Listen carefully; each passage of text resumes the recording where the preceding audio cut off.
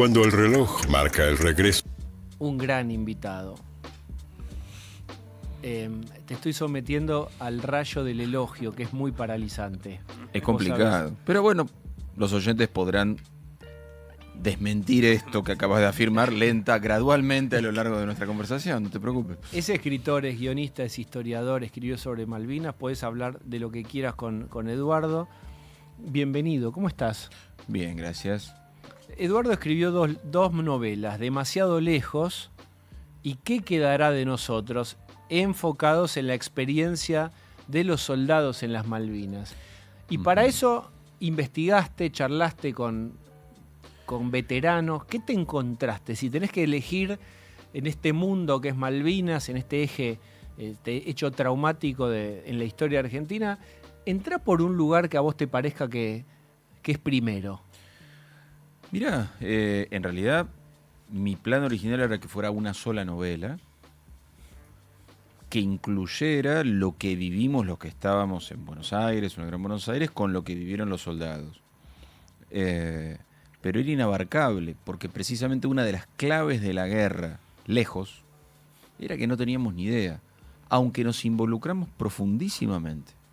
O sea, el involucramiento de la sociedad argentina fue enorme con el tema Malvinas, enorme, generalizado. Fue un tema aglutinante total. Completamente. Montoneros, Fuerzas Armadas y del otro lado, todos unidos y detenidos. Tregua del combate político por Malvinas. Completamente. Y la sociedad casi, en su abrumadora mayoría, se encolumnó detrás de eso. Fueron 3 meses de poner todo en pausa. Pero claro, no entendíamos nada al mismo tiempo, cosa que notamos después, recién. Después del conflicto apareció esto de, nos entusiasmamos, nos pusimos triunfalistas, patrioteros, casi futbolísticos en nuestra aproximación. Total. Pero te diría que el gran desafío fue distanciar mi memoria de mi conocimiento. Es decir, una cosa es la memoria y otra cosa es la historia. Una cosa es una. Decime un elemento donde vos tuviste la primera disonancia entre lo que vos te acordabas y los hechos. En mi recuerdo, el 2 de abril ya era vivido como un hecho bélico del principio de la guerra. No es así. El 2 de abril es puro festejo. No solo puro festejo. Hay una idea de, esto termina acá. Recuperamos las Malvinas, punto, final. No va a haber guerra, no tiene por qué haber guerra. Es decir, esta convicción de los derechos argentinos sobre el archipiélago iba de la mano con nos animamos y las recuperamos, esto termina acá. Margaret Thatcher pataleará un poco en Naciones Unidas, lógico. Les queda muy lejos. Les queda lejos, tienen 1000 problemas propios. Estados Unidos, llegado el caso, mediará en el conflicto. Todas cosas ciertas, ojo, porque les quedaba lejos. Margaret Thatcher tenía 1000 problemas internos y Estados Unidos medió en el conflicto con la idea de que de que la sangre no llegara al río. Claro, no fue suficiente, pero digamos, el 10 de abril lo tuvimos a Alexander Haig, el secretario de Estado de los Estados Unidos, en Buenos Aires, conversando con los militares con la idea de llegar a una solución negociada. Recién cuando se nos va a abril, sin que la cosa, se encauce diplomáticamente, recién el 1 de mayo son los primeros bombardeos. Hay un bombardeo de aviones de gran porte, se llama Vulcan, sobre Puerto Argentino, que después los dejan de usar porque es muy ineficiente ese bombardeo. Pero bueno, los tipos empiezan a atacar con Harrier. Los famosos Sea Harrier que despegaban así desde vertical. Y con cañoneo naval. Claro. Y el 2 de mayo es el hundimiento del Belgrano. Entonces ahí sí empieza realmente la cosa, se tuerce hacia la guerra. Pero fíjate que hasta ese momento hay una cosa mucho más optimista que yo tenía borrada. Es decir, la tenía como todo incorporada. Bueno, empezamos con la guerra el 2 de abril. No.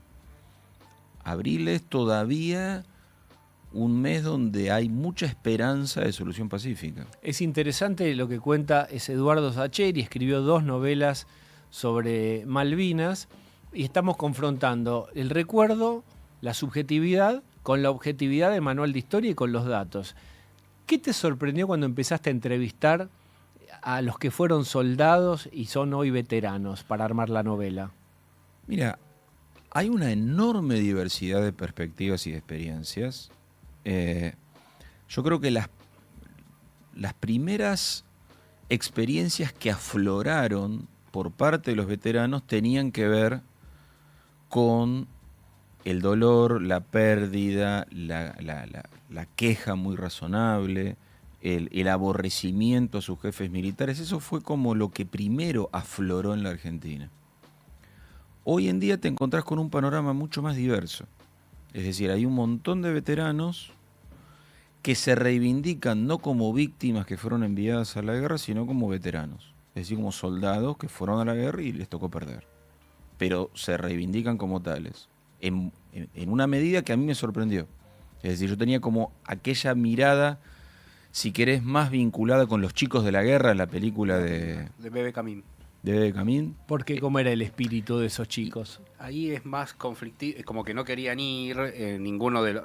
La película es más que una película de guerra, porque no hay tantas escenas de guerra. No, la verdad, hay es muy una poco, idea sí. del clima previo, es una película interesante desde ese lugar para analizar. Incluso las tres clases sociales están referidas en tres chicos diferentes, ¿no? Un clase Sí. media, un clase baja y un clase alta. De hecho, el clase alta es el que tiene vínculos con la cúpula militar, el padre, y lo medio que lo hace ir, pudiéndolo salvar. Es interesante todo eso. Y ninguno de los tres quería ir, y las familias no querían que fueran, sacando este padre militar que quería que su hijo vaya al frente. Es interesante todo eso. Lo sí. que vos contás es que sí. Y esa era la querían. idea que teníamos, tenés razón. Es que teníamos esa idea, y fíjate que para seguir con el cine, Sí. Iluminados por el Fuego, persiste en esta idea, aunque le suma este destrato y este abandono Claro. de los veteranos posterior, Claro. pero sigue esta idea de soldados estaqueados, Claro. soldados víctimas de abusos militares, y solo eso.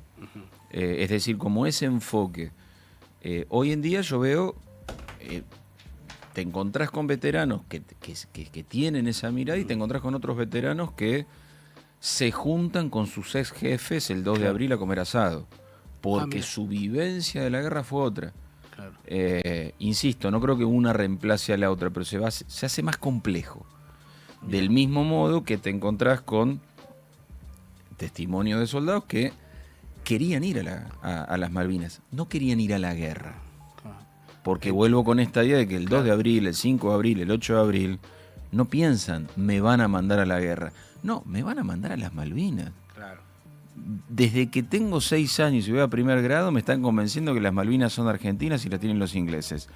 Yo voy a ser de los primeros argentinos en poder pisarlas. ¿Cómo lo voy a perder? Hay mucho casi de aventura juvenil en ese primer planteo. Por supuesto que la cosa cambia. Claro. Cuando están ahí, cuando se empioja la cuestión diplomática y es evidente que va a haber una guerra, y ahí viene toda la improvisación de los jefes militares que no de ningún modo estaba preparado para afrontar una guerra contra los británicos. Entonces pasan de decir, vamos a llevar 700 soldados, que es el plan original de Galtieri, a llevar arriba de 10.000, lo cual es un problemón para los 10.000, porque no tienen manera de abastecerlos. Por ejemplo, bueno, se puede hablar Sí, claro. larguísimamente de esa improvisación y de, digamos, lo que le genera a los soldados que están allá esa improvisación. Escribiste 2 novelas, Demasiado lejos y ¿Qué quedará de nosotros? ¿Cuál es el conflicto de la novela y qué rol ocupa Malvinas dentro de tus 2 novelas? Mira, en Demasiado lejos es la guerra en Buenos Aires, para la guerra de la gente común, pero pensá también, para los más jóvenes, que no, digamos, hay una noción de las Malvinas son argentinas, hubo una guerra ya lejos en el pasado, pero no tienen ni idea los jóvenes de la guerra en sí. Y hay muchos adultos que tampoco. Entonces, suponete, la novela esa Demasiado lejos involucra qué pasa en casa de gobierno, pero con la mirada de un mozo y un cocinero. No me interesa la mirada de Galtieri. Está bueno. qué pasa en Cancillería, pero con la mirada de una chica que es tercera secretaria del cuerpo diplomático, no de Costa Méndez. Claro. ¿Qué pasa con los medios de comunicación? Sobre todo con los diarios, los comunicados del Estado Mayor, pero no con la mirada de los dueños de los medios, sino con la mirada de 4 tipos que se juntan en un bar en Paseo Colón a la vuelta de casa, digamos, en microcentro cuando salen de la oficina y leen los diarios. Y después sí, la mirada de 2 familias que tienen soldados clase 62 en las islas, que esa es otra.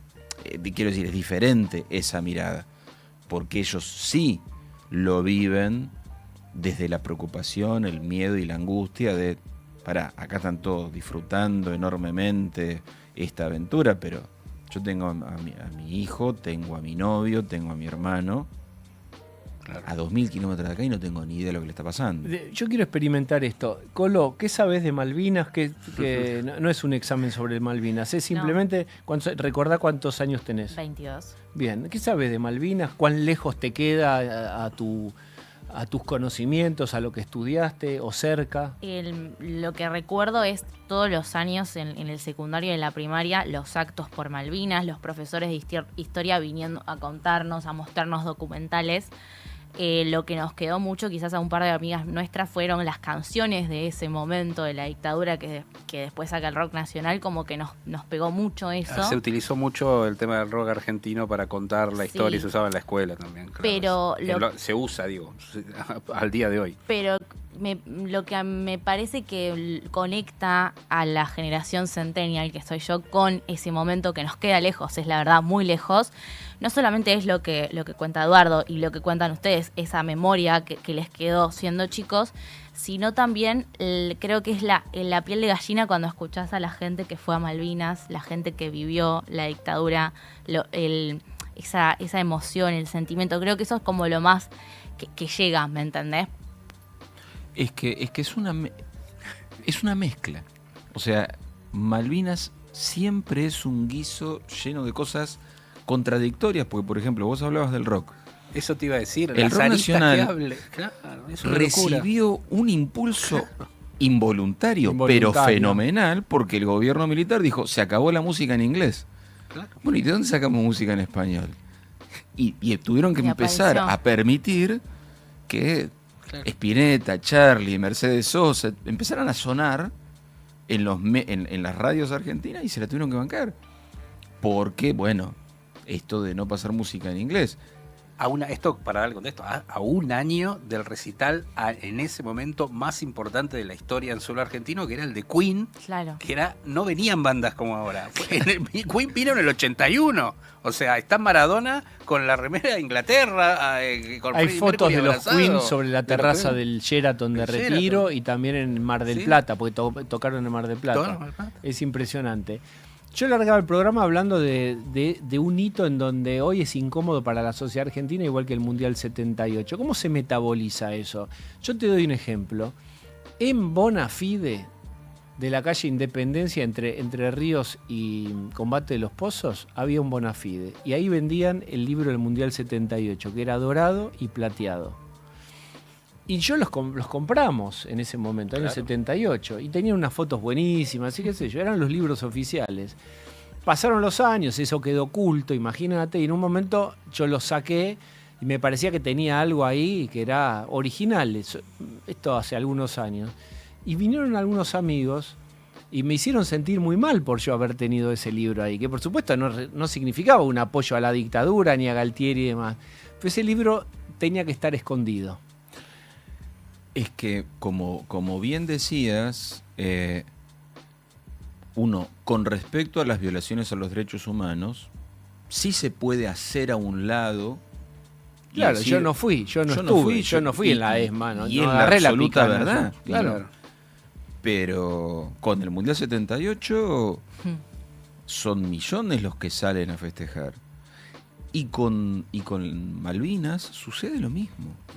Yo creo que lo mejor que se puede hacer es hacerse cargo.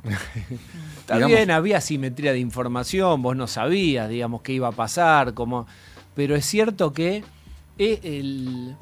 La pulsión patriótica es adictiva. Es muy fuerte. Es muy fuerte, muy fuerte. la pasión patriótica. Lo hablábamos el otro día con el tema del el mundial visto en blanco y negro y las encuestas estas que, viste, no sé si las leíste en algún momento, que le preguntás a gente que estuvo en ese momento y te dice que lo vio en color. En realidad Sí. hay un altísimo porcentaje, más de la Que mitad cree dice que lo vio en color y no fue. color. Pero porque esto a mí me parece fascinante, porque es la construcción del recuerdo, ¿viste? Cómo lo va Es modificando. que por eso la memoria, es una esponja, cosa sentimental sí, es que junta, absolutamente. condensa. Y lo pensaba desde esto. No se medía, no están las cifras de Ultracine que comentamos acá habitualmente, pero La Fiesta de Todos es la película del Mundial 78. No había manera de entrar. Yo la fui a ver, me acuerdo, me llevaron mis padres. No había manera de entrar Recordá, al ¿quién cine. estaba? La voz de José María Muñoz, por y era supuesto. era una construcción ficcional. Estaba Calabró, estaban todos los grandes nombres de ese Creo momento. que estaba hasta, ¿no estuvo Diego Bonadeo? Diego Bonadeo está, de hecho, Que Diego después, Bonadeo, el padre de Gonzalo. totalmente en las antípodas de lo que antípodas, pensaría exactamente. después y dónde se ubicaría Diego Bonadeo, pero en ese momento estuvo y nadie podía decir que era un boludo, era un tipo de primera. Roberto Maidana, bueno, todos los nombres del periodismo de primera línea y con las imágenes, sí, ahí en color del Mundial, construyeron una película. Hoy es pero en ese momento la cosa, después, obviamente, y quienes pasamos por comunicación, por ciencia política en la UBA, es un orgasmo semiótico la película esa, porque Un obviamente. orgasmo Y que sí, la pasan todo el tiempo y decís, la cantidad de veces que aparece la palabra matar en la película, pero en cosas, te voy a matar, y era el momento, obviamente, en el cual se estaban matando y desapareciendo gente. Pero bueno, insisto, es como dice Eduardo, es una cosa increíble, porque tenés un mismo discurso que en esa coyuntura pesaba de una manera y en esta coyuntura pesa de otra. Que yo creo que es mucho más sano hacerse cargo. Obvio. Y en todo caso decir, uy, mirá qué fuerte que era la cuestión de las Malvinas. Ojo, el reclamo argentino por Malvinas viene del siglo XIX, suponete. Pero se corporiza socialmente en la década de 1930. Mirá. No los quiero aburrir con una cuestión de historia, pero tiene mucho que ver con ¿Por qué? crisis económica, Mirá. sueño de grandeza de país que se rompe con la crisis del 30, nacionalismo que se siente muy enojado con Gran Bretaña, porque mirá, este aliado, este socio, que al final no es tan bueno y encima tienen las Malvinas. A ver, ¿y qué son las Malvinas? Viajemos a Malvinas, publicamos libros sobre Malvinas. Y ahí ese es donde un empieza. punto que, sí. Y en los 40 entra en la escuela. Claro. En los programas educativos de la década de 1940 aterriza en la escuela. Entonces, claro, en 1982 vos tenés abuelos, padres y niños ya totalmente embanderados en esto de las Malvinas son nuestras, nos las robaron y tienen que regresar. Y repito, no está ni bien ni mal, pero permite entender cómo el 30 de marzo hay una enorme manifestación en Plaza de Mayo de la CGT contra la dictadura militar y 3 días después la misma Plaza de Mayo está embanderada de gente ovacionándolo a Galtieri, gente que fue 3 días antes a putearlo. Impresionante. Pero ahí hay un punto que quisiera retomar en un ratito, me pareció súper interesante, que Argentina era anglófila en el sentido de que el fútbol, los frigoríficos, había un vínculo muy fuerte, Argentina proveedora y en alto nivel de comercio con Gran Bretaña, con una impronta cultural muy grande. Hay infinidad de barrios en la ciudad y en las provincias al estilo inglés. Había ahí una ligazón, si vos querés, cultural, no la única, con Francia también hay en alguna zona de la ciudad, pero en un momento esto se da vuelta. En un ratito te pregunto si tenés una idea, porque vos lo ubicaste bien, dijiste en el año 30 hay algo ahí en donde pasamos de la admiración a la frustración y al resentimiento, algo se rompe ahí. Si querés ponete, Eduardo Sacheri, los auriculares, pues lo sumamos a Edgardo Esteban, ustedes lo conocen, es periodista, es escritor y fue combatiente de las Malvinas. Hola Edgardo, ¿qué haces? ¿Qué tal? Y saludo a mi vecino, un ídolo. ¿Qué alguien haces, que Edgardo? ¿Cómo respeto, estás? Bueno, estábamos que es muy hablando y generoso iluminados por el conmigo. fuego recién, Sí, ni más ni menos. sí. Y agrego que el primer gran malvinero fue José Hernández, que antes de escribir en Martín Fierro tenía un diario que se llamaba El Río de la Plata y se peleaba y debatía con Sarmiento y con Mitre por el tema de Malvinas como territorio argentino. Esa mirada europeísta que tenían Sarmiento en particular era un contrapunto de ese debate, que después aparece Paul Glusac con el gobierno de Roca, que fue director casi 40 años de la Biblioteca Nacional, que escribe un libro extraordinario, y que Alfredo Palacios, en 1930, como decía recién Eduardo, es el que lo lleva al Congreso para que se apruebe como ley para que se pueda estudiar en las escuelas. Y si vos vas a Manchester o vas a cualquier estación de tren del Reino Unido, vas a estar en Constitución, o vas a estar en Once, vas a estar... Y creo que aún hoy somos anglófilos, porque la música y muchas de las cosas de esa escuela, hasta el paladar en la carne, Aberdeen, Hereford o Yorkton, son lo que nos extrajeron desde el Reino Unido y que todavía perduran, ¿no? Y te voy a provocar nos voy a molestar un poco más.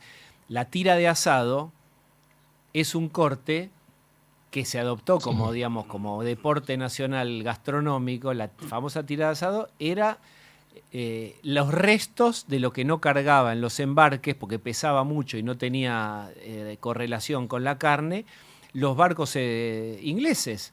Es decir, los ingleses tenían que optimizar la carga. ¿Y para qué iban a llevar un corte que estaba lleno de grasa y de hueso? Pesan menos los cortes Exactamente. con el lomo. Un detalle, Entonces, ¿y qué le ponemos arriba al asado cuando comemos? ¿Qué le ponemos? ¿Chimichurri? ¿Salsa criolla? ¿Qué era el chimichurri? Viene de gimme curry. Ellos pedían curry, los ferrocarriles, cuando trabajaban en los ferrocarriles, y como no tenían curry, empezó gimme curry y empezó el chimichurri. Y ahí se empezó a hacer el give me curry? Sí. Ay, Dios mío. La dependencia es absoluta y total. Pongan los brazos sobre sus cabezas, ríndanse y caminen hacia Manchester. Bien, terrible. Pero bueno, así estamos. Quiero ir para adelante. ¿Hay una política delineada del gobierno? ¿Qué quiere hacer el gobierno con Malvinas? Nadie sabe bien cómo recuperarlas. ¿Qué pensás de qué quiere hacer Milei? Mira, la semana pasada se votó en contra de lo que es el proyecto de repudio a la esclavitud a nivel mundial, y votaron 3 países en contra: Israel, Estados Unidos y Argentina. ¿Cuántos países tiene África? 52. Esos países todos los años, desde 1966, votaron sistemáticamente exigiendo al Reino Unido que se siente a dialogar con Argentina, como lo establece la resolución que se planteó y que sigue perdurando aún hoy en el tiempo. Es muy difícil porque vos ves a las islas y tenés la base militar más grande que hay en el hemisferio sur. Si se llega a tomar Panamá o llega a pasar una tragedia, los cruces Atlántico-Pacífico se tienen que hacer por el sur. Esa base militar tiene un control del Atlántico Sur, pero si miras hacia el sur, dentro de 20 años se va a discutir el Pacto Antártico. ¿Y qué se va a hacer con los alimentos, con las reservas hidrocarburíferas, pero fundamentalmente con la mayor reserva de agua potable? Que por ahora dice, bueno, vamos a prorrogar este acuerdo de 12 naciones, que son la base del Pacto Antártico, pero con Estados Unidos, o como es la dinámica de la política exterior, todo puede pasar. Entonces me parece que tenemos que mirar hacia el futuro. Si vos mirás y pensás que hace 2 años se pescaban 100.000 toneladas del calamar, y el año pasado se pescaron 18.000, y que desde el año 1983 al 2021, solo en regalías pesqueras que se llevan los habitantes de las islas por empresas españolas, que son las que dan los permisos, 187.000 millones de dólares. Es el segundo lugar después de Luxemburgo con mayor ingreso per cápita. Tenemos todavía un virreinato. Entonces me parece que hay que plantear soberanía, que tiene que ser una política de Estado, que hoy es muy importante recordar a nuestros compañeros caídos, a todo lo que vivimos y esta reivindicación de esta transversalidad del pueblo argentino. Pero Malvinas tiene que ser todos los días y hay que soberanizar y malvinizar, y creo que en eso tiene que estar por encima de los gobiernos. Pero concretamente, ¿qué es? ¿A qué conduce? Esa es una política de Estado. Este gobierno no conduce nada, porque si reivindicamos a Margaret Thatcher, que tiene que todavía... Pero la reivindica económicamente, no creo que lo de Malvinas ni el hundimiento del grano. Sí, pero duele, a los excombatientes nos duele, sí, es una cuestión histórica y duele mucho, porque es una señora que el 2 de mayo se estaba por firmar un acuerdo de paz, que ella lo rompe hundiendo el crucero General Belgrano. Y el único punto que no se ponían de acuerdo con Belisario Betancur, con Belaúnde Terry, el secretario general de Naciones Unidas, que era presidente de Perú también, y Estados Unidos y Francia, que eran los referentes o los mediadores, era la autodeterminación de los habitantes de las islas. Y acá se habla de la autodeterminación. Entonces, me parece que hay que construir una política de Estado que yo no cuestiono ni el pasado ni este gobierno con relación a qué hay que hacer, pero que hay que construir una historia y hay que construir vínculos para empezar a reclamar, porque no es solamente las dos islas. Está bien, pero espera, déjame obligarte a preguntarte así. ¿Qué querés exactamente? ¿A qué te referís? Porque vos en tu análisis decís algo que es completamente verosímil, y es que cada día que pasa, Malvinas se vuelve más y más y más estratégico por su proximidad a la Antártida, a los recursos y el paso de un lado al otro del globo terráqueo. Perfecto. Entonces, eso complica las cosas. ¿A qué te referís? ¿A tener acceso a las divisas de la pesca? ¿Qué le podés pedir Primero, a Inglaterra? hay que trabajar una política lógica de Estado con Naciones Unidas y con lo que es la resolución de 65. Y no ponerte en contra de los países que históricamente han apoyado a la Argentina, incluidos los países de la región. Y después empezar a trabajar en una política de Estado mirando hacia el Atlántico Sur, hacia el desarrollo del Atlántico Sur. Tengo que reconocer que el hecho de la pesca del calamar que se ha anticipado, que antes se estaba en febrero y que el gobierno permite a los barcos empezar en enero, neutraliza todo ese circuito de pesca que comienza en el Golfo San Jorge, que va por el sur de nuestras Islas Malvinas y que está en su plenitud al este de las islas, y es que es ahí donde están la mayoría de los barcos extranjeros. Hoy Argentina está neutralizando, que no es una estrategia que dé una solución, pero que por lo menos marca una alternativa distinta. Hay que buscar políticas de Estado que sean relacionadas a lo que significa la recuperación de las islas, y en torno a eso no son 2 islitas, son casi 6 millones de kilómetros cuadrados nuestra plataforma marítima continental.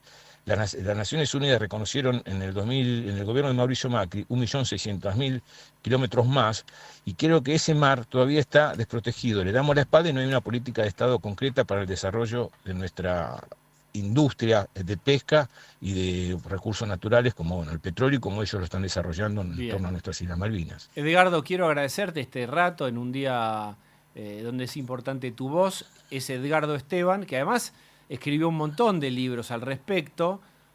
Sí, pero no tan buenos como los de Eduardo, ¿no? No, pero Bueno, hablábamos no antes compitan, de chicos, Iluminados no por el compitan. Fuego. Iluminados por el Fuego, claro. La de Bauer está basada en el libro de Iluminados por el Fuego en el año 93. Malvinas, Diario del Regreso en el 99. 3 golpes en la ventana en el 2020. Hojas en el viento, 2022. Hasta aquí llegué, 2025. Y la batalla final, 2026. Todos escritos. ¿Salió ahora? Sí, ahora salió. Por Edgardo Esteban. Que es un libro sobre la identidad, ¿no? Porque es sobre la usurpación de mi cédula militar, que se remató en el Reino Unido en un remate en Higüey en el 2020 a 1.750 libras esterlinas, y que se me hurtó cuando subí al Canberra como prisionero de guerra, y lo hizo un oficial británico de apellido Sinclair y que yo desconocía. Y empecé todo el proceso para recuperarlo, y a partir de esa historia, con todo lo que fue el repliegue, la batalla final de Puerto Argentino y la experiencia y del regreso en el Canberra, y con un personaje que es ficticio, pero que es el que me compró y que se negaba a devolverme mi cédula militar, armé esta historia que creo que habla sobre un tema que todavía no tocábamos en Malvinas, que es la identidad. Edgardo, muchas gracias por esta conversación. No, gracias a ustedes. Y un abrazo, Eduardo. Ojalá nos podamos cruzar. Sabés que te respeto y te quiero mucho. Un abrazo grande, de verdad. Un abrazo grande. Bueno, Eduardo, ¿te quedas un ratito más? Pongo una musiquita y te quedas 10 minutos más. Bueno, Me hizo dale. puchero. Bueno, Dale, ahora te porque espero. hacer puchero se tiene que quedar. Ahí tenés, por hacer puchero, dale. Y atravesar la ciudad aturde. La radio te acompaña para que tu día termine mejor. After Office Now. Con Diego Senkman, Sofía Diamante y Josefina Godoy Martínez. El regreso más esperado. La realidad necesita bajar el ritmo. After Office Now. Lunes a viernes, de 17 a 20. Un nuevo punto de vista en Now 97.9. Tu nueva radio. 97.9. Now. Música pensada para vos. 979now.com. Tus 90. Tus 2000. Tu nueva radio. Now 97.9.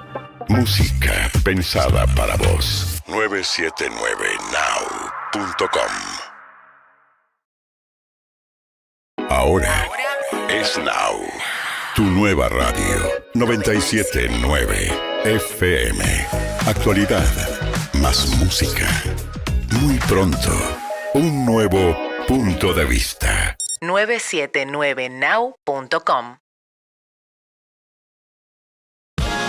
Now 979. Música pensada para vos.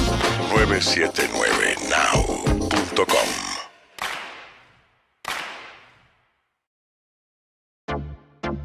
Las mañanas en Now son productivas desde el primer café.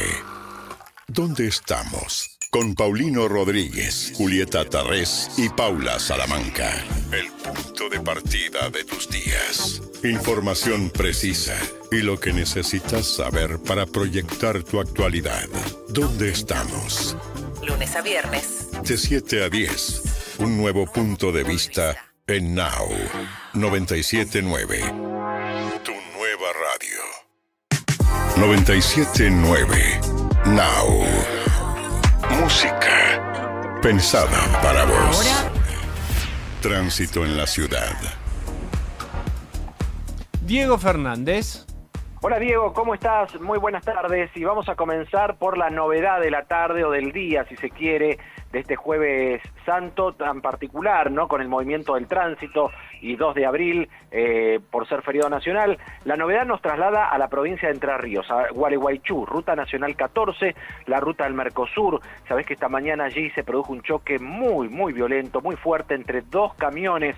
Un vehículo llevaba combustible, un camión cisterna, y otro cargas generales. Uno de los camiones se incendió. Hasta hace momentos nada más estuvo totalmente cerrada la ruta 14 en el kilómetro 69 en Gualeguaychú, generando muchísima demora y congestión de en sentido sur. Bueno, hablando de corte de tránsito, hay corte. En este momento está cortada la comunicación con el señor Fernández. Cuando se levante el piquete, ahí está. Hola, ¿Estás? ¿Estamos? Sí. Estamos, dale. Estamos. Te decía, Diego, no sé hasta qué parte, pero ahora habilitaron un carril por lado de la ruta nacional 14 kilómetros 69 en Gualeguaychú.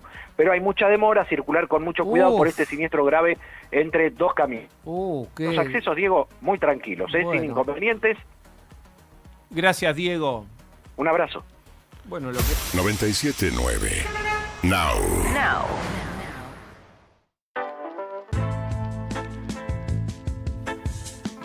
Bueno, vamos a tener 4 minutos más de Eduardo Sacheri. Pablo Manzotti.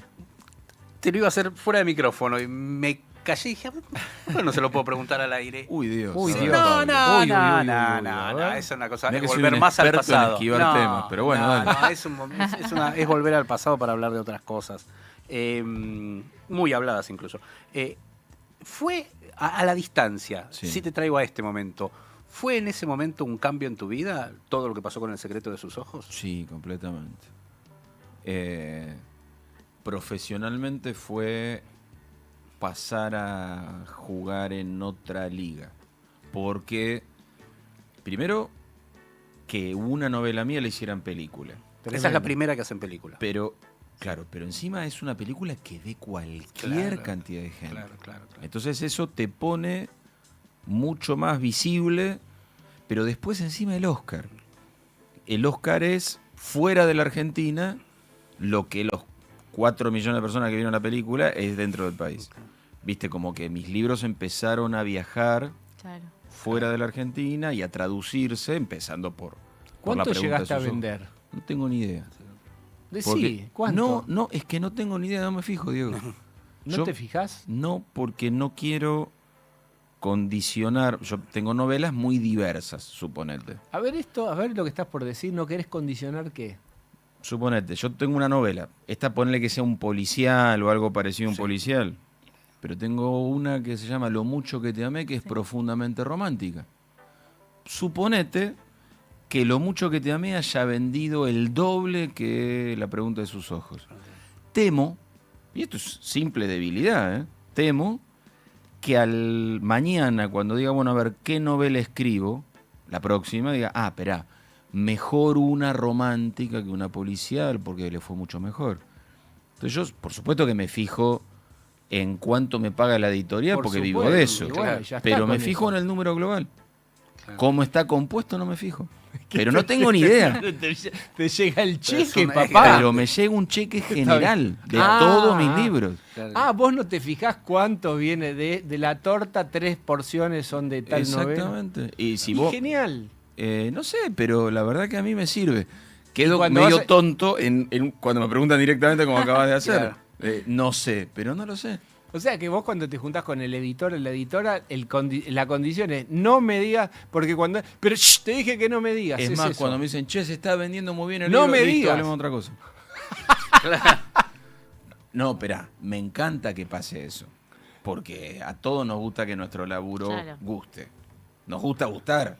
Y bueno, pero simplemente a nivel cualitativo. Si, che, ¿le está yendo bien al libro? Listo, buenísimo, hablemos de otra cosa. Y yo me fui muy atrás. Pero no, pero fue clave. No, fue Pablo. clave, claro. No, eso está perfecto, digo. Pero en irse hacia ese punto del secreto de sus ojos, la pregunta de sus ojos, él lo mencionaba con el nombre original del libro. Eso mucha gente se olvida, pero el libro se llama La pregunta de sus ojos. La película tiene esa adaptación, ¿no? El secreto de sus ojos. ¿Hubo algún momento de pico? Eso sí me interesa, que notaste que hubo más que volvió a reverdecer el libro de alguna manera, o dado esto que te pasa no lo puedes ver tampoco. Digo, no en términos monetarios, sino en términos Mirá, yo de creo que impacto en la cultura ojo, popular. la novela Sí. se había vendido muy poco antes de la película. No, bueno, eso, claro. Campanella, por fortuna, venía siguiéndome, entre comillas, como Claro. lector, mis libros de cuentos. Yo tenía muchos cuentos de fútbol en la Claro. primera etapa de Sí. mi carrera, Claro. y eso era lo que más se vendía. Claro. Yo publicaba por Galerna en esa época, no por Alfaguara. Galerna me publica La pregunta de sus ojos casi como un favor, en el sentido, bueno, como tus cuentos andan bien, te vamos a publicar esta novela. Mirá. Era mi libro menos vendido, eso sí, te lo puedo Claro, asegurar claro. que en ese momento era el menos vendido. Claro, todo cambió, pero suponete, sin duda es mi libro más traducido. Sí, claro. Los 2 o 3 años siguientes al Secreto de sus ojos, que se estrenó en 2009, ganó el Oscar en 2010, estuvieron recontra vinculados con... Y todavía hoy, lo que creo que tiene el Oscar es que instala como un perfume de clásico. Claro. Claro. Entonces, aunque pasen 15 años, yo puedo ir a una feria del libro en Es Estambul para siempre. y vamos a hablar del Secreto de sus ojos, sobre todo, lo cual está bien. No te molesta vos que No. te pidan, como a Goyeneche, le digan tenés que cantar María y si no, no bajás del escenario. No porque, primero que me encantó cómo quedó la película, me encantó el laburo que hicimos. Tiene una adaptación en Estados Unidos la película, que es floja la adaptación. Es floja, pero laburan muy bien, labura para muy bien. mí, laburan muy bien Nicole Kidman y Nicole Julia Kidman, Roberts. sí, El sí, laburo sí, de ellas. sí, sí. El guión a mí no me gustó. Claro, sí, la adaptaron Pero fíjate como lo que pudieron. estamos hablando. Primero que Claro. claro, que estás Pero hablando- por eso, pero Yo por soy eso. un profe de historia de Sos un genio, Castelar boludo. y estoy hablando de Sí, si no, me gusta lo cómo me metiste laburaron, fantástico, entre sí. comillas, Les esta habla el chica. profe de historia de Castelar Pero para que entiendan la Julia Roberts dimensión. media floja. No, Cuando decís No, una es parte lo que para le está rescatando la película. No, ya sé, pero decime una línea de guión tuya o parecida a lo que vos escribiste que decís, ay, no me gustó, y es Julia Roberts, pero no me gustó. no, es que de verdad el laburo que hacen ellas dos, suponete, Nicole Kidman hace medio el laburo de Soledad Villamil. Digo medio el laburo porque hay un cambio de Mezclan, personajes. Ah, Julia Roberts hace una mezcla del personaje de Franchella con el personaje de Rago. Es raro lo que hicieron. Ahora, cuando Julia Roberts se asoma a un contenedor vacío donde está abandonado el cadáver de su hija, es una locura lo que labura la mina. O lo que labura Nicole Kidman, provocando al asesino en la declaración indagatoria. claro. Ahora, Chihuete Ejiofor, no me gustó nada como labura. Y se supone que la historia de amor con Nicole Kidman debería funcionar y es No una hay cosa química, ¿no? helada, ¿viste? O sea, tienen menos onda que... ¿Y por qué vos venías comentando que antes hacías otra clase de libros? ¿Por qué te surgió esta idea de escribir La pregunta de sus ojos? Que tiene mucho también de argentinidad, ¿no? Del poder judicial, de... Mira, yo había... todos los libros, absolutamente todos mis libros, son temas míos. Cuando digo temas míos, es cosas que tengo ganas de preguntarme, cosas que me dan placer, cosas que me dolieron. Mientras yo estudiaba historia en la universidad, trabajaba en un juzgado criminal de Capital Federal. Claro. Con Carmen Argibay como jueza y Eduardo Casal como secretario. O sea, aprendiendo con gente muy grosa. Muy grosa. Esas cosas que uno decide cuando tiene 24 o 25 años, como a mí me aburría estudiar Derecho y me divertía estudiar Historia, seguí con mi carrera de Historia, abandoné la carrera de Derecho y me fui a tribunales, que fue una decisión pésima de mi parte. Fue un laburo que me encantaba. Me apasionaba laburar en un juego criminal. Pero viste, cuando tomás malas decisiones, me pasé años haciendo el duelo, o mejor dicho, con el duelo atravesado de ¿por qué me fui de tribunales? ¿Por qué me fui de tribunales? ¿Por qué me fui de tribunales? Te tenías que levantar Es muy más, temprano. soñaba de vez en cuando, ¿vieron esos sueños recurrentes que Sí. a veces me vienen? Soñaba que volvía a trabajar a tribunales. Mirá. Aunque todo era distinto y menos grato, volví a trabajar a tribunales. Escribí La pregunta de sus ojos, nunca más tuve ese sueño. Mirá. Wow. Yo escribo Qué para linda eso. historia. Yo esa no la Qué había hermosa. escuchado, ¿eh? Yo escribo para O eso. sea, A veces no funciona tan bien, pero ahí funcionó. hiciste, como dirían los psicoanalistas, tramitaste el duelo con el libro. Es que te diría que en general, o sea, yo como hablamos antes, yo soy licenciado en Historia. Escribir ficción fue un feliz accidente progresivo, pero lo hago para tramitar duelo. Qué drama tener que hacer la pregunta que es el lugar común. Pero da más leche la vaca con trauma que la vaca feliz. Es decir, en la creatividad, ese dolor no resuelto fue un libro. Un momento de felicidad de tu vida donde ya tenés no da leche. No, ¿Es seguro. verdad o es mentira? Seguro que es verdad, pero cuando uno es feliz no necesita el arte. Cuando vos sos feliz, sos feliz. No necesitas... Ser feliz, que somos felices de a ratos, es no necesitar nada, entre otras cosas. Vos cuando sos feliz, mirás a tu alrededor, no sé, tenés al lado tuyo a alguien a quien amás. No necesitas nada, más que esa persona que está ahí al lado tuyo. En todo caso, se va esa persona, aunque se vaya por un rato, empezás a necesitar. Y donde empezás a necesitar, empezás a poder hacer arte. Si no necesitas nada, no haces arte. Ojo, preferiría ser más feliz y escribir menos libros. Pero la vida viene como viene. Qué gran cierre hemos tenido con Eduardo Sacheri. Gracias por esta conversación.